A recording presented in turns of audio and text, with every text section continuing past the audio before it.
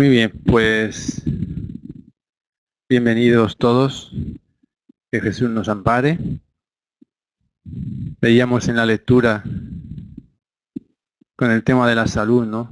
Y viene muy bien para nuestra charla, porque en ningún lugar del Evangelio encontramos que Jesús enfermara, en ningún lugar, ¿no? Y en ningún momento. Y es por esto mismo de que Él expresaba la esencia divina del amor en todos sus actos. Y lo que vamos a tratar nosotros en esta noche, en esta tarde para algunos hermanos nuestros que están aquí desde otras latitudes, es esto del amor, ¿verdad? El mayor mandamiento a la luz del espiritismo ponemos, y lo que vamos a hacer simplemente es dar algunos elementos, interpretar a la luz de la doctrina espírita el mayor mandamiento enseñado por Jesús. Como sabéis, el amor resume toda la doctrina de Jesús. Por tanto, el amor en realidad es la meta que tenemos que alcanzar todos nosotros.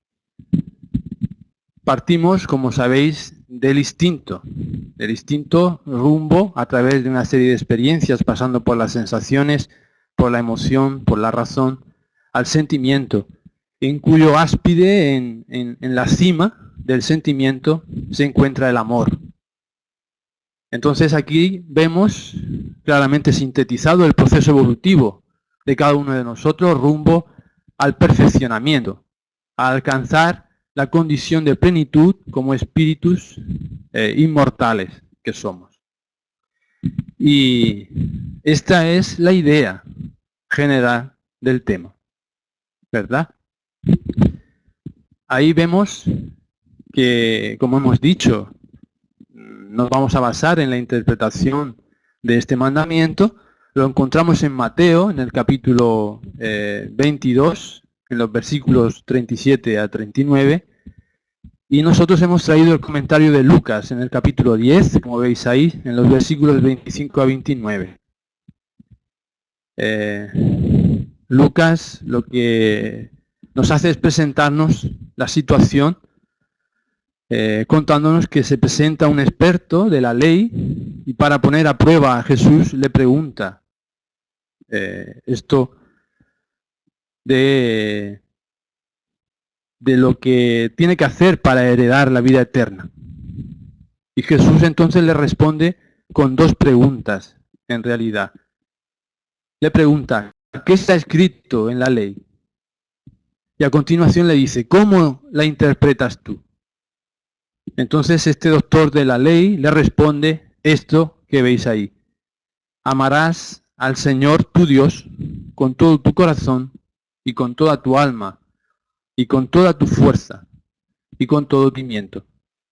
Y a tu prójimo como a ti mismo. Entonces Jesús le dice que responde bien y que si hace eso, vivirá. Sin embargo, como sabéis, este doctor de la ley, pues queriendo justificarse, sigue interrogando a Jesús, ¿no? Y le dice quién es su prójimo, ¿no? Que veremos un poco más adelante. Entonces esta es la enseñanza que tenemos que analizar. En principio, podemos examinar a grosso modo que el cristianismo es una doctrina que se asienta en dos fundamentos, como estamos viendo, en el amor a Dios y al prójimo. Esto es la base, ¿no? El fundamento en el que se asienta, como decimos, el cristianismo. Y nos cabe preguntar, entonces, ¿qué es lo que pretendió establecer Jesús a partir de esta afirmación? Y para responder a esta pregunta, nos tenemos que remitir a la Génesis, al capítulo 1 de la Génesis, este quinto libro de la codificación, como sabéis, en el que Allan Kardec nos orienta respecto a esta cuestión, cuando nos dice que Jesús hizo del amor a Dios y de la caridad hacia el prójimo la condición ineludible de la salvación. Y nos dice esto porque en amar a Dios sobre todas las cosas y al prójimo como a sí mismo radica toda la ley y todos los profetas. En verdad no existe otra ley. Y en el Evangelio según el Espiritismo, en el ítem 888, encontramos ahí de palabras de Vicente de Paula, que Dios gobierna a los mundos y a los seres con la ley de amor. La ley de amor es la ley de atracción para los seres vivientes y la atracción es la ley de amor para la materia inorgánica. Entonces, con estos dos orientaciones, nosotros ya tendríamos suficiente para profundizar en el sentido de la que tenemos que alcanzar con esta afirmación, ¿no? Y lo que vamos a ver nosotros, ampliando un poco ese sentido, es que el propio Maestro Jesús asienta sobre esta creencia de la ley de amor como base el principio de igualdad y el de fraternidad universal. Él establece que todos somos iguales ante Dios, sabemos que es como un principio general, y este principio de fraternidad universal en el que todos surgimos, ¿no?, de la creación de Dios.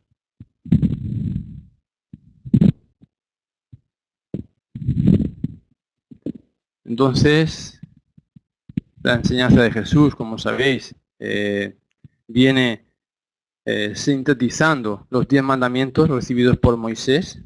Estos dos preceptos que hemos dicho, amar a Dios y amar al prójimo, sintetizan en realidad esta enseñanza de los 10 mandamientos de Moisés. Amar a Dios sobre todas las cosas es reconocer que Dios es el Padre, el Creador de todos los seres y de todas las cosas, como hemos dicho. Y aquí incluso intuimos por qué debemos adorar a Dios en espíritu y verdad, y no a través de los cultos externos, de los ceremoniales y rituales, ¿no? Aquí mismo está de manera intuitiva esta idea. Y amar al prójimo como a sí mismo define la base de las relaciones humanas. Podemos decir que define en qué se debe fundamentar esas relaciones y es en la propia ley de amor, como hemos dicho, ¿no? Como sabéis, resume la ley de amor toda la doctrina de Jesús.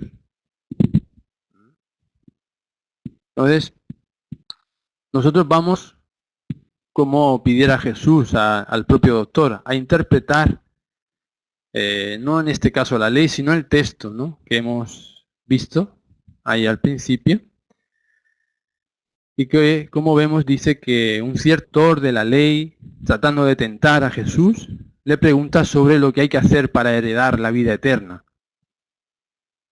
Entonces, ahí lo que vemos es que este interlocutor de Jesús era un conocedor de la ley de Moisés. Y él busca al maestro para tentarlo, como hemos dicho, para comprometerlo en su mensaje. En verdad, como sabéis, fueron muchas las ocasiones en las que intentaron asediar al maestro contra sus enseñanzas, ¿no? Porque el Evangelio es renovador, ¿no? Y en este caso ampliaba la enseñanza de la Torá en aquel tiempo, ¿no? De ahí también que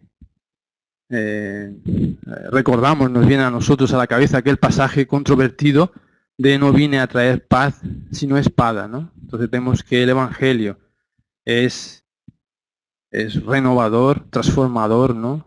Y trasciende, ¿no? Amplía en mucho la enseñanza antigua, ¿no? En este caso, como en todos, en realidad Jesús no elude la situación que le enfrenta, que le establecen, ¿no? Y él busca un diálogo significativo con este religioso, ¿no? Y aprovecha esa oportunidad para esclarecerlo a él y para esclarecernos a nosotros hoy, después de más de 2000 años, ¿verdad? Y esta es la significación, ¿no?, de la necesidad de interpretar, ¿no?, este mandamiento, este mayor mandamiento, ¿no? ¿Qué representa entonces para nosotros ese momento que estamos comentando, que nos presenta el Evangelio? Entendemos que este versículo registra, como hemos dicho también en primer lugar, este encuentro con la ley antigua, y entonces es un encuentro de la ley antigua con el amor, con la esencia que nutre y regula la vida, que ordena, que rige.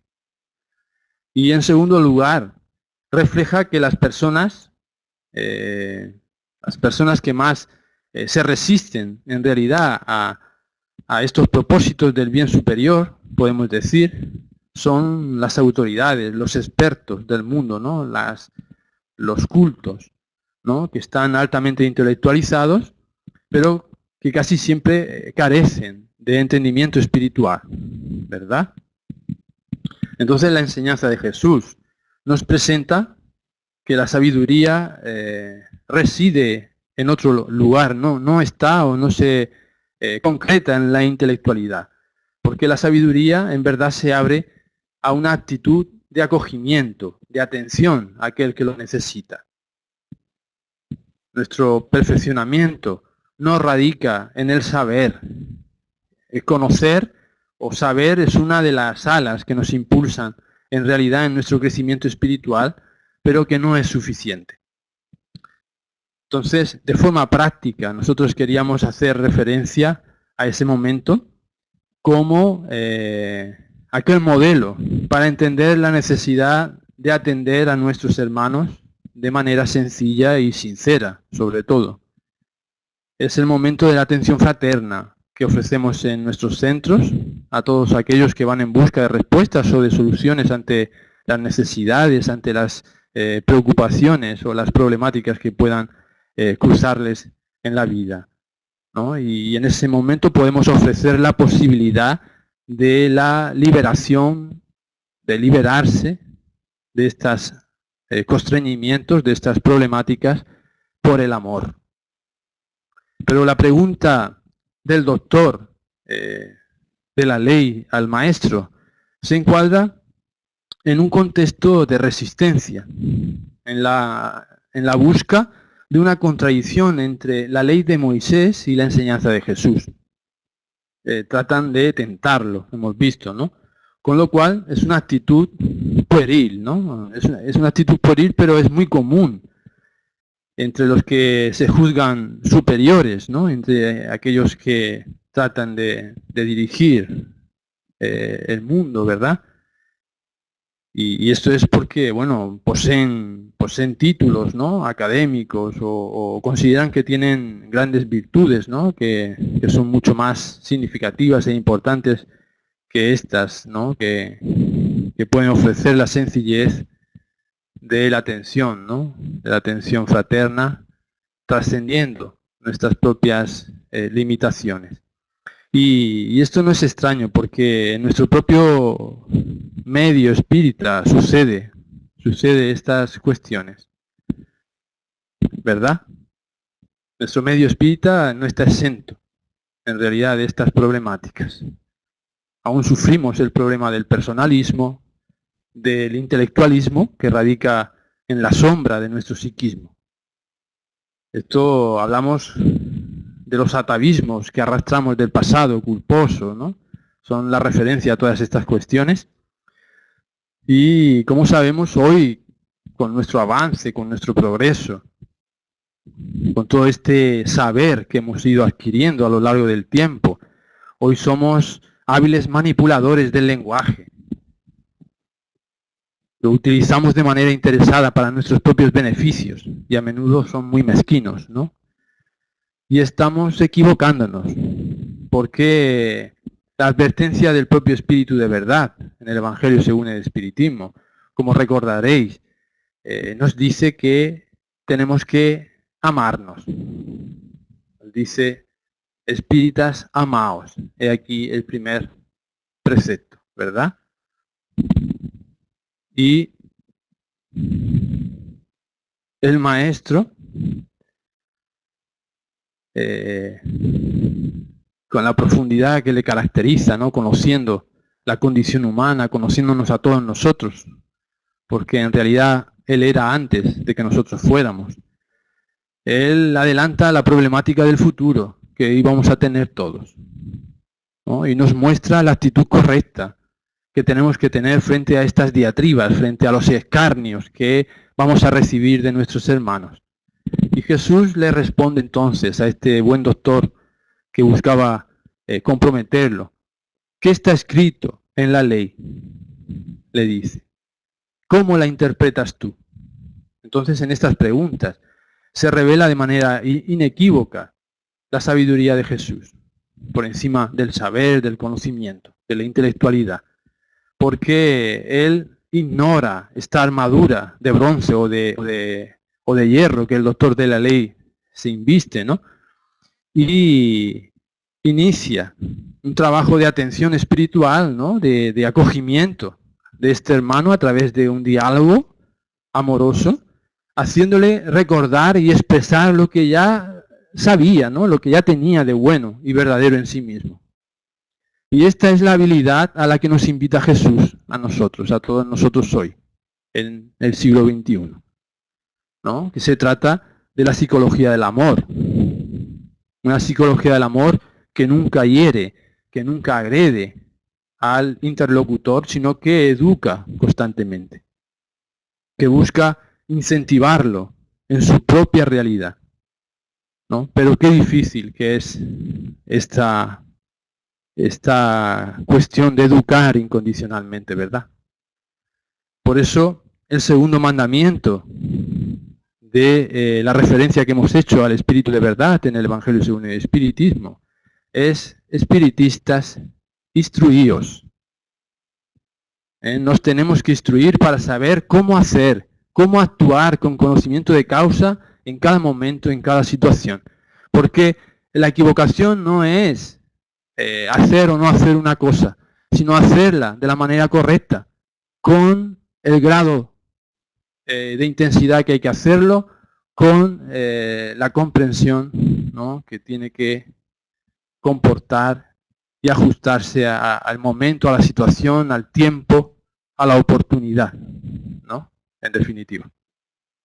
Entonces, vemos que con la primera pregunta, ¿qué está escrito en la ley? Jesús hace recordar entonces lo que había aprendido ya este buen doctor. Y en la segunda indagación, ¿cómo interpretas tú la ley?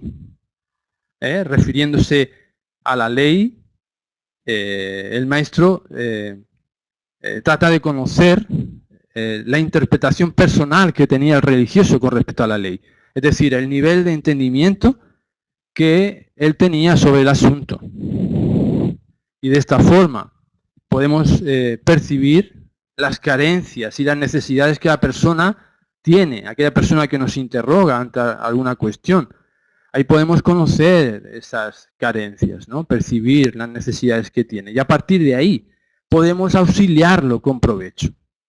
Y este es el arte de la atención fraternal. Es equiparable al arte de la mayéutica utilizado por Sócrates, como sabéis, hace 25 siglos.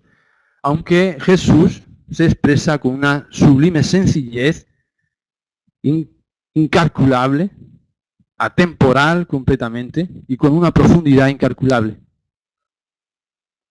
Entonces, este es el reto, el desafío que tenemos todos nosotros para instruirnos en esta habilidad, en este arte del diálogo fraterno.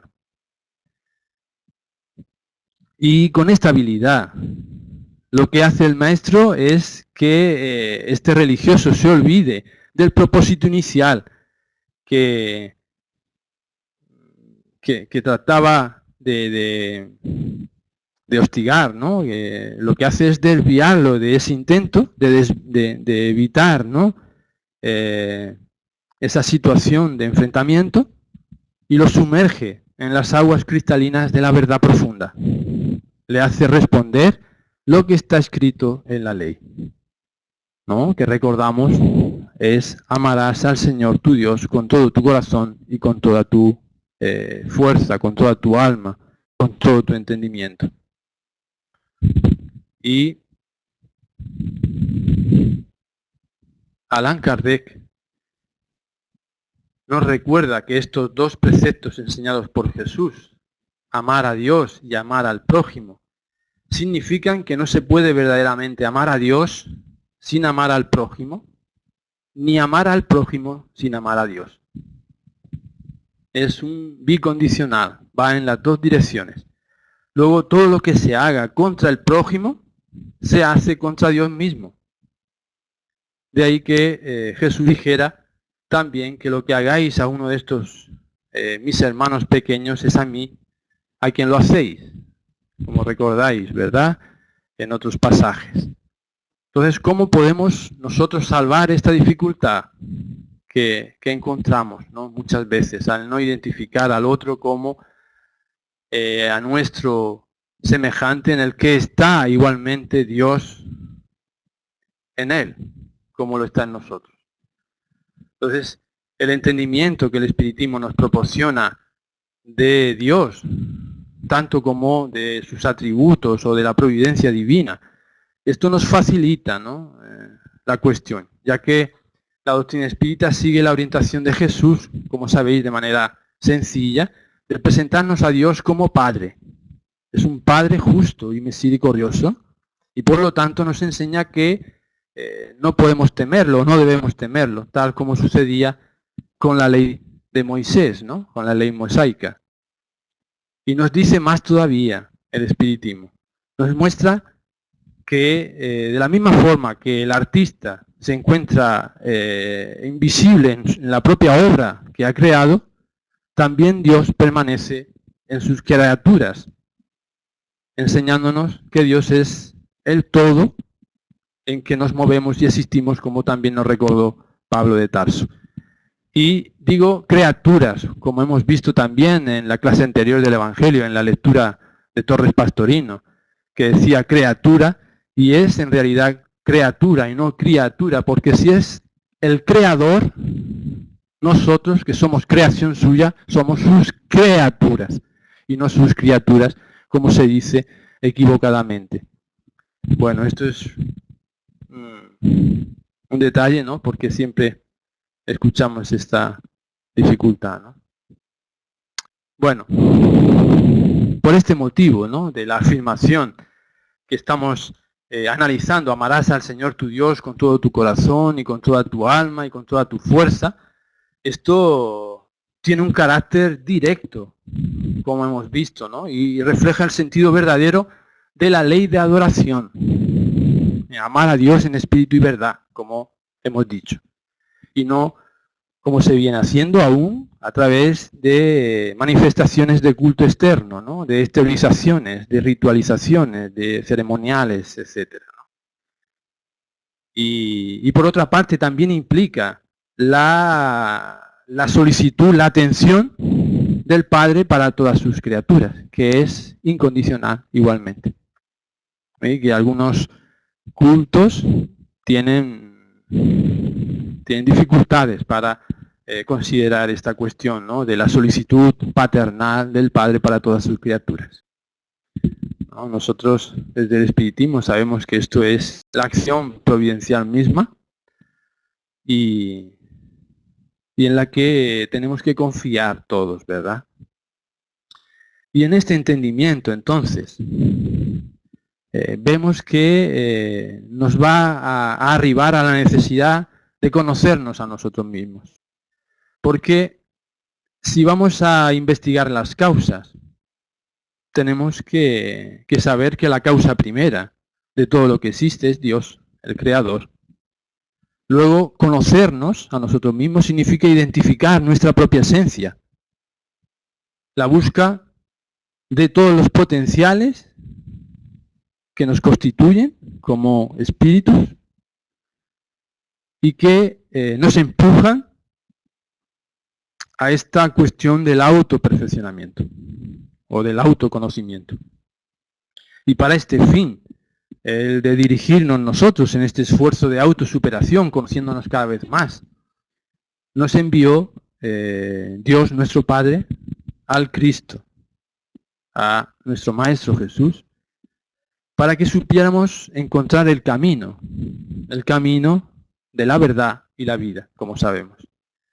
Jesús es el modelo y guía de la humanidad para iluminar nuestra senda, y para ello Jesús adoptó el amor del Padre para inspirar su propia vida e inspirarnos a nosotros y direccionarnos a nosotros en ese mismo sentido. El amor sin la preocupación de ser amado, brindó auxilio sin esperar recompensa ninguna y se entregó finalmente en el holocausto por todos nosotros.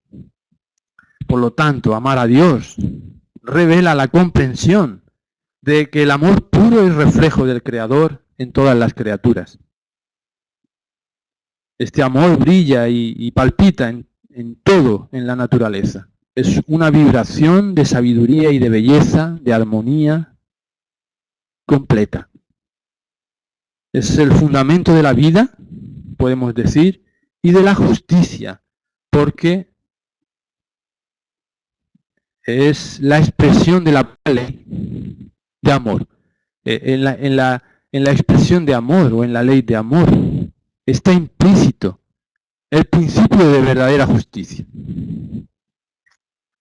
porque regula y nutre la vida, es decir, todas las cosas y todos los seres. Como hemos comentado, ¿no? Hemos hecho la referencia a la cuestión 888 del libro de los espíritus, ¿o no? No hemos hecho la referencia. En la cuestión 888 del libro de los espíritus, sí, al principio, ¿no? Diciendo la síntesis de la idea general, hablábamos de que Dios gobierna todos los mundos, ¿no? Y la atracción, ¿no? es la ley de amor para la materia orgánica, y el amor es la atracción, la ley de atracción para la materia inorgánica, ¿verdad? Ahí lo tenemos en la cuestión 888 del libro de los espíritus. Entonces, la idea con relación a este primer precepto de la ley, ¿no? Es esto. El amor puro, que es el reflejo del Creador, porque es la esencia de la vida. Y está en todos nosotros, por eso Dios está en nosotros y nosotros estamos en Él. Y el segundo precepto, amar al prójimo como a sí mismo, resume la ley de amor que está fundamentada en la práctica de la caridad, como sabemos y como nos enseña el espiritismo, y que convierte en la regla áurea de la vida. En la regla áurea de la vida. Y esto decimos que es la regla áurea. ¿Por qué? Porque incontestablemente, muchos siglos antes de la venida de Jesús, de nuestro Maestro, ya era enseñado en el mundo esta regla, ¿no? Aunque verdaderamente era transmitida con mayor o menor ejemplificación por sus representantes, pero se expresaba, ¿no? La expresaban los griegos cuando decían que como lo tenían como precepto, ¿no? No hagas al prójimo lo que no deseas recibir de él. Esto lo decían los griegos hace 25 siglos. Y los persas también, ¿no? Decían, haced como queréis que os hagan. O los chinos, o los egipcios, ¿no? O los hebreos, ¿no? Que adoctrinaban que lo que no quisierais para vosotros, no lo desearais para vuestro prójimo.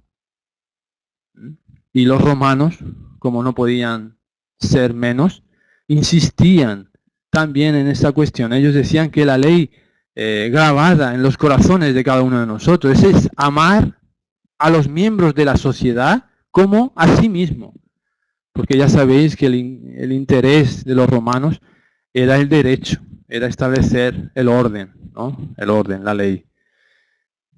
Y ellos lo reflejan así, ¿no? Entonces vemos que estaba, ¿no? En todos los pueblos, en todos los momentos. Adelantaban, ¿no? Adelantaban la venida del Maestro, ¿no? Que iba a traer esta regla áurea ¿no? Pero con una novedad hasta entonces, ¿no?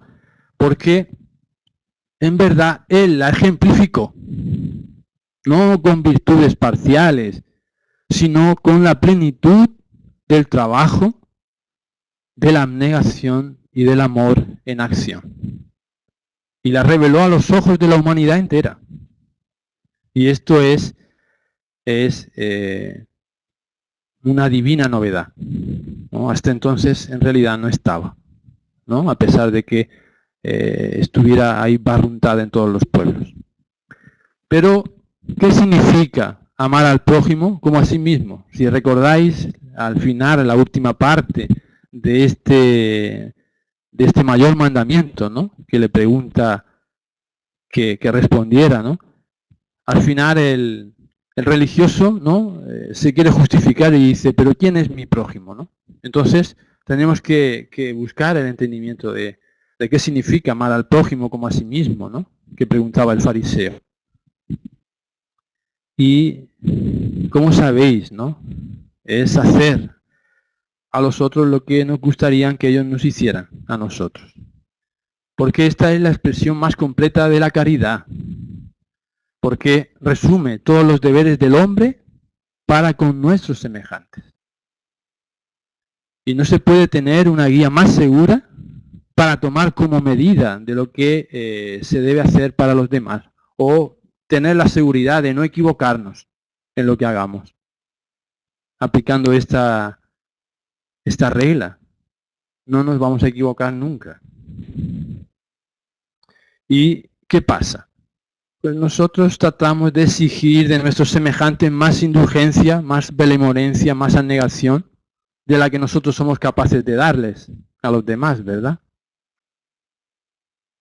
Entonces, vemos que en la práctica de esta máxima, cuando seamos capaces realmente de establecerla como eje de nuestra propia vida, ¿no? La aplicación de nuestros actos, de nuestro comportamiento diario con nuestros semejantes, pues entonces llegará a desaparecer el egoísmo, ¿no? El amor propio, la base, el eje de interés de nuestras relaciones que está basado en el egoísmo completamente. Y cuando lo adoptemos como regla, no solo de nuestra conducta, sino de todas las instituciones, de los gobiernos, ¿no? de las sociedades en las que vivimos, pues surgirá realmente la fraternidad y nos gobernaremos o estaremos regidos bajo este sentimiento de paz, de justicia auténtica. Ya no habrá más odios, ni disensiones, ni guerras, ni enfrentamientos, sino solamente habrá unión, habrá concordia, habrá benevolencia, la expresión de nuestra propia esencia. Porque si benevolencia es buena voluntad, y nosotros tendremos buena voluntad para con todo, porque nuestro interés verdadero será el bien común, el bien general, deseando para los demás lo mismo que deseamos para nosotros. Entonces estará esta unión, esta concordia verdadera, ¿no? Siendo realmente hermanos, expresando nuestros sentimientos de fraternidad auténtica. Y Jesús le dijo, ¿no? Cuando contesta este religioso, ¿no? Que se basaba en esos dos preceptos. Le dice que responde bien, ¿no? Y que haga eso y vivirá. Entonces vemos aquí que Jesús lo que hace es elogiar al doctor de la ley, pero le demuestra de esta manera fraternal, sincera, que tener conocimiento de los preceptos divinos no es suficiente para ganar la vida eterna, que es preciso vivirlos, incorporarlos en nuestro diario vivir, es decir, ajustar nuestro comportamiento a dichos preceptos. Este deber debe ser nuestro esfuerzo diario. Y si vacilamos o no tenemos fuerzas para establecer esta coherencia aún de hacer con aquello a lo que sabemos, pues sería el momento de acogernos a la oración. Quizá. La oración es un poder tremendo en nuestras manos, como sabéis.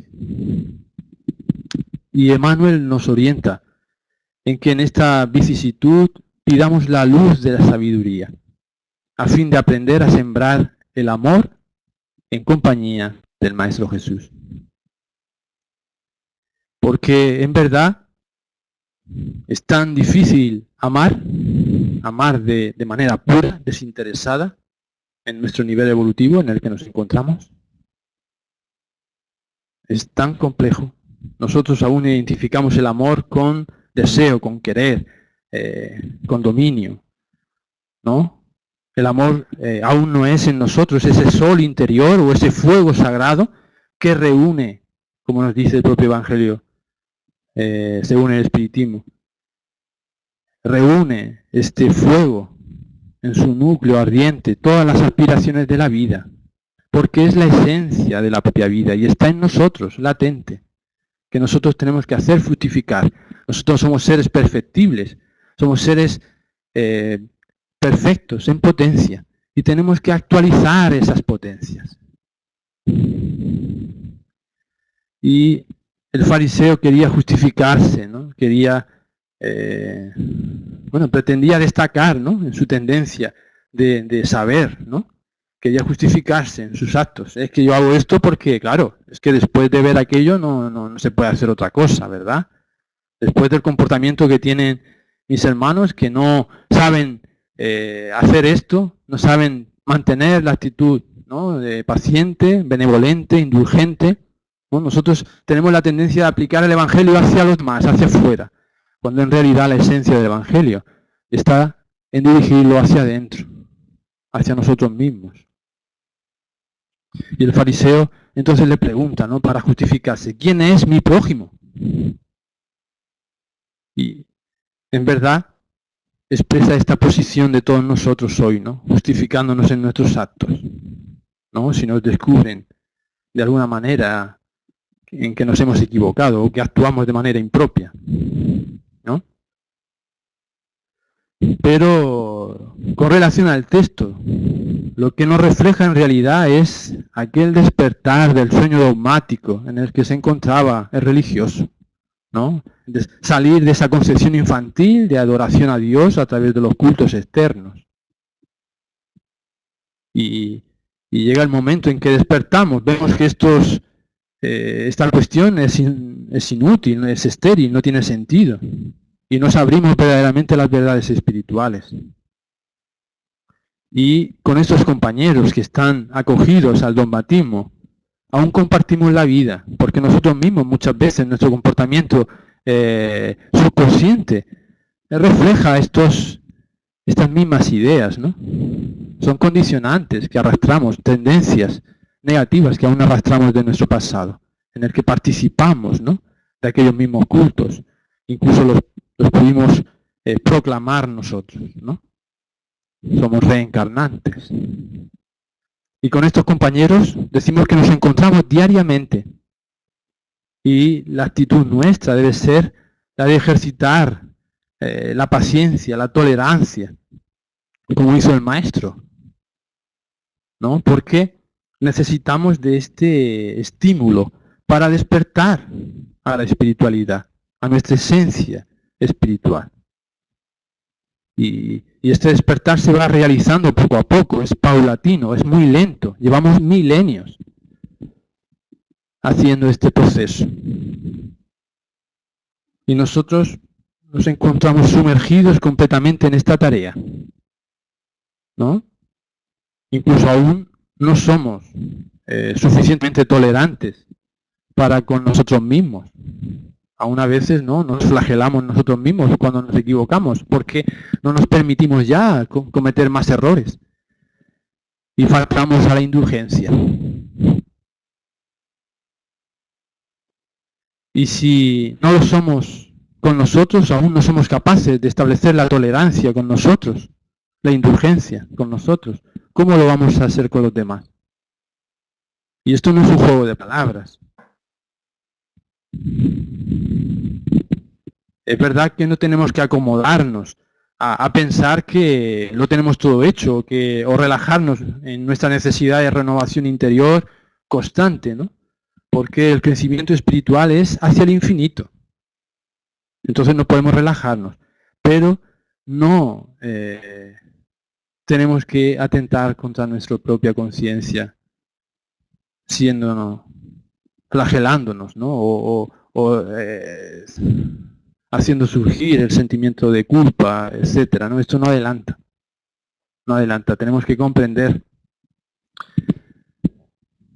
que se progresa a través de actitudes nobles, como Emmanuel mismo nos orienta, ¿no? Nos advierte Emmanuel que la tolerancia vive en la base del progreso efectivo. Vive en la base del progreso efectivo. ¿Qué quiere decir esto? Pues que la tolerancia en realidad no es un concepto vacío o superficial, es una ganancia del espíritu que va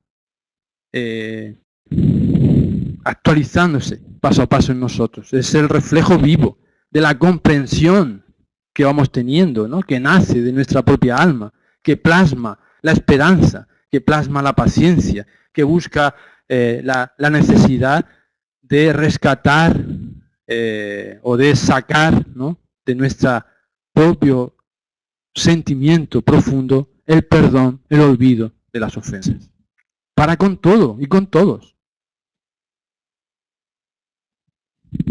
Y pedir que los otros piensen como nosotros, con nuestra cabeza, sería exigir que el mundo se adapte a nuestros caprichos.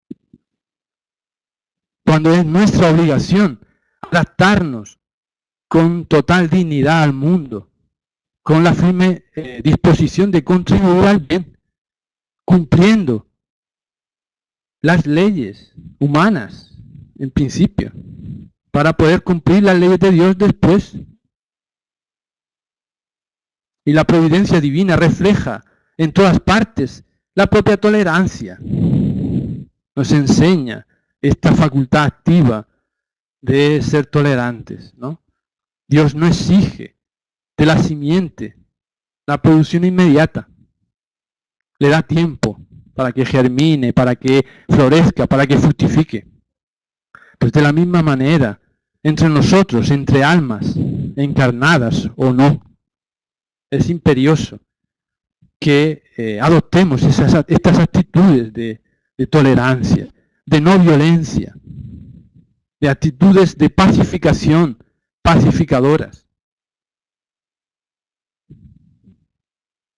de exigencia para con las necesidades y limitaciones nuestras y no la de nuestro prójimo, sin flagelarnos, como hemos dicho.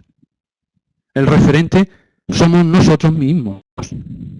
Si no somos capaces de no hacer más aquello que sabemos que nos perjudica o que no nos conviene, y no somos capaces de dominarnos en ese ímpetu, ¿cómo nos atrevemos a exigir a los demás que hagan lo que los demás quizás tampoco pueden hacer? Claro que todo esto es más complejo aún, porque sabemos que si queremos podemos.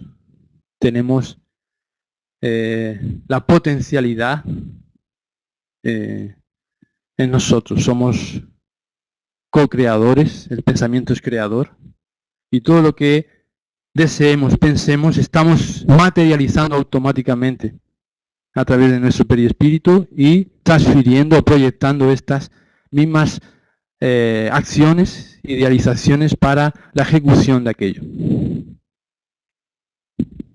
Entonces, por eso nos dice el Evangelio también en otra parte, que llevemos cuidado con lo que busquemos, porque lo que buscamos encontramos, ¿no?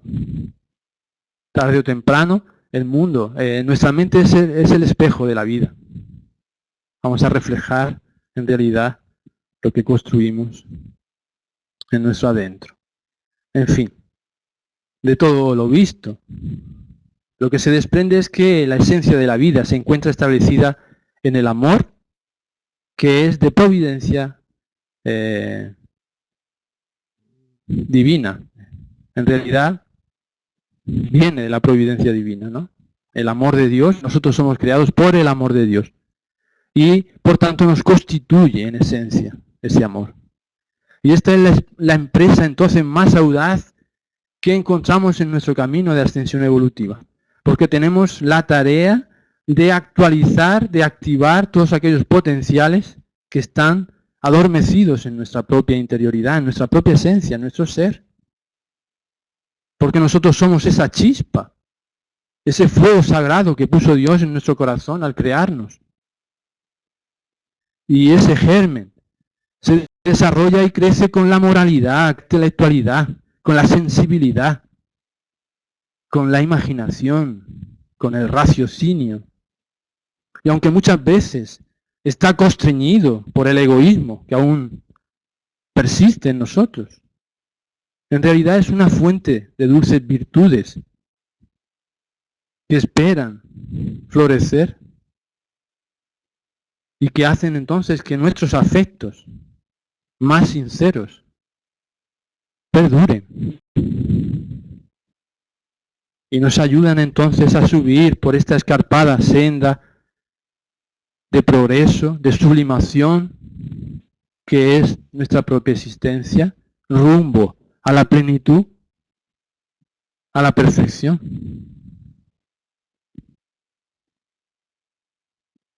En este proceso del que hablamos, podemos mirar desde la óptica de la psicología analítica, de la psicología profunda,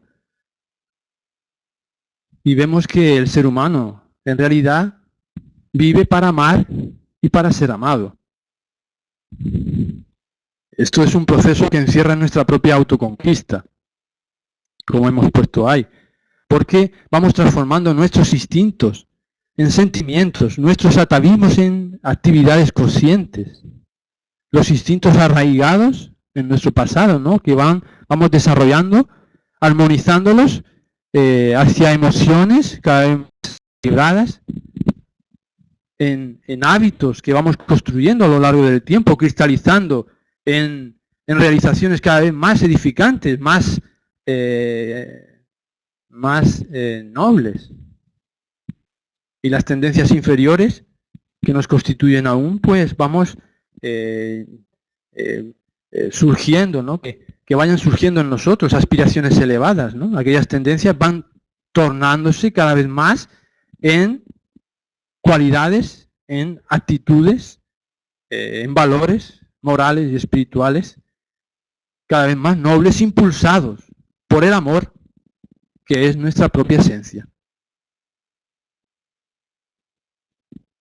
Y la referencia por antonomasia, como sabéis, es Jesús, que se convirtió en el ejemplo más vivaz del amor del que tenemos noticia, del que la humanidad tiene noticia. Jesús fue sometido a las mismas obligaciones por las que estamos nosotros o por las que pasamos nosotros. Y su trayectoria, sin embargo, ha quedado marcada en nuestra propia psique, a través de la actitud de comprensión, de mansedumbre, que tuvo para con todo y con todos. Y él ejerció la autoridad y el cariño en una perfecta armonía, en una simbiosis inigualable. Este es nuestro reto. Y la enseñanza de él, ¿no? Que nos muestra que ante la hipocresía perfecta, en la que nosotros nos sublevamos hoy todavía tanto, ¿no? Él asumía la actitud de enfrentamiento, pero no descendía a la condición infeliz del propio antagonista, del acosador. Él lo reprendía, lo desenmascaraba de su situación, pero con un objetivo noble, que era educarlo. Y esto es lo verdaderamente difícil, porque, como hemos dicho antes, no es un error enfrentar o desenmascarar a nuestros hermanos en sus propósitos mezquinos, sino es hacerlo de la manera impropia, ¿no? Es decir, faltos de amor y caridad. Pero a veces eso es un deber, es una obligación incluso. La cuestión es que habrá que hacerlo en el momento debido, con la intensidad proporcional y con el conocimiento de causa. ¿no? Este es realmente el problema. Entonces, tenemos que entender que amar es un mecanismo que va a hacer que cada vez afloren en nosotros sentimientos de compasión, de conmiseración, como hemos dicho, empezando por nosotros mismos, primero para con nosotros, para después poder expresarlos con nuestros semejantes, con nuestro prójimo. Y Jesús nos mostró que es posible curar las heridas del mundo y de los seres humanos con la exteriorización del amor en forma de compasión, en forma de bondad, de cariño, de entendimiento, de comprensión. Porque por otra parte sería atentar contra nuestra propia esencia no hacerlo así. Y de ahí los conflictos existenciales que tenemos hoy, todos los dramas, todas las vicisitudes humanas que nos caracterizan hoy. Estas situaciones no nos pasan hoy por ir en contra de nuestra propia esencia, que es la bondad, ya que somos creados, somos criaturas, como hemos dicho, de Dios, y Dios es la bondad infinita, por excelencia. Por tanto, nosotros, que somos su creación, somos bondad en esencia. Atentar contra la bondad, no actuar bondadosamente, es actuar contra nosotros mismos, contra nuestra propia esencia. Y ahí las consecuencias de todos los conflictos existenciales, todos los dramas por los que pasamos. El amor en realidad activa nuestras potencias de progreso y sublimación. Son potenciales, como hemos dicho, internos, gérmenes que están en nosotros, esperando el resurgir, ¿no? el desarrollo, ¿no? Son potenciales internos del alma y que contribuyen en realidad para establecer la armonía, el equilibrio en nuestra propia organización biológica, en principio, en nuestro propio ser físico, emocional, psíquico, ¿no? Porque dándose en esos, en este punto, ¿no? En el hecho de expresar nuestra emoción de manera equilibrada, ¿no? Vamos a contribuir al funcionamiento de enzimas que van a buscar, ¿no? Este bienestar y esta felicidad en nuestro propio ser. Entonces, para terminar, porque ya estamos en la hora, ¿verdad? Tenemos que ver que es gracias al amor que nosotros vamos a alcanzar esa plenitud, ese perfeccionamiento. Y ahí vamos a ir sublimando nuestros propios instintos, ¿no? Que son sentimientos hoy, los gérmenes del instinto son los sentimientos, ¿no? Están en germen, y vamos a ir pasando entonces nuestro egoísmo cada vez más, haciendo altruismo, ¿no? Y ahí vamos a tener que ir ganando nuestra confianza, nuestro respeto, con que el semejante tiene los mismos sentimientos que nosotros y que va haciendo el mismo esfuerzo, ¿no? Y que desde esta conciencia de autoamor hacia nosotros vamos a poder comprender al otro y entonces amarlo. Porque al conocernos a nosotros mismos en nuestras debilidades, en las dificultades que tenemos para corregir nuestros defectos, pues vamos a entender que el otro tiene las mismas dificultades.